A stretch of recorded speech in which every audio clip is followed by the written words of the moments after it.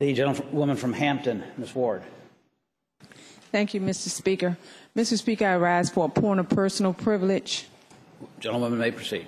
Thank you, Mr. Speaker. Mr. Speaker, ladies and gentlemen of the House, I had said that before I stood here on this floor and did a Medicaid expansion speech or something about closing the gap or Marketplace, Virginia, the earth, the moon, and all the stars would have to align. Well, this weekend, Mr. Speaker, that happened. First of all, this week begins the first day of Multiple Sclerosis Awareness Week. And then I received an email that just prevented me from just sitting still and not saying anything. I'd like to share that email with you. It says, Delegate Ward, and I will not reveal who or where she is from, but I will share this email with anyone who wants to help me answer her. She says, I'm a resident of a particular locality, and I taught in a particular school system for 25 years. I had to retire because of illness and eventually got a diagnosis of multiple sclerosis. I, like you, was put on Avonex and have been on it since 1997. My husband retired from IBM, and the company has dropped their retiree medical group plans. He was able to get a Medicare supplement and prescription drug plan. I am not 65 yet, so the only option I had was to sign up for a Humana plan for $40 a month, and I can't see where they cover much of anything. My prescription drug costs will be over $7,400 a month. Besides the Avonex, I also have medical issues with high drug costs with the plan. I am out of meds and went to the neurologist last week. He didn't know what to tell me other than to put me on high doses of vitamin D3 and gave me a script for Adderall to help with the fatigue. He said both are cheap. Also, just to wait and see what happens and call him if I started developing severe problems.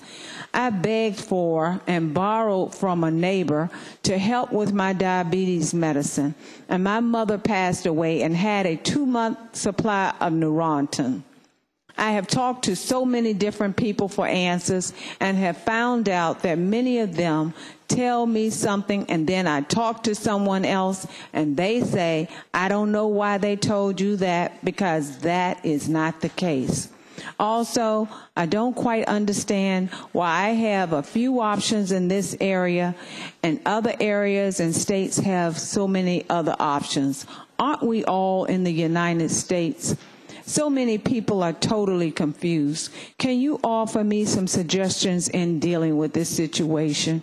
And she signs her name, sincerely. Now, this individual is not my constituent. I'm not her delegate. But she reached out to me because she knew that I would understand. I would understand that the medicine that costs her $7,000 a month is not a cure, but it will reduce her number of flare-ups of that disease. She knew that I would understand her fatigue, I would understand her muscle weakness, I would understand her lack of balance. She knew that I would understand her pain and her fear of going blind or losing her hearing or her mobility. She knew that I would understand that multiple sclerosis is a progressive disease and that, as I have said before on this floor, MS does whatever MS wants to do. And she knew that only with that medication would it slow that progression of this disease. Now, unfortunately, you can see that she falls in that coverage gap, just like so many other Virginians, over 400,000 Virginians. She has worked as a teacher for some 24 years. Now she finds herself without the coverage that she needs to get the medication she requires to help manage this chronic illness. And she asked me, what can you do to help? I can't tell her and just say, thank you for providing me with that taxpayer-funded insurance program that allows me to receive the medication that I need, but not you?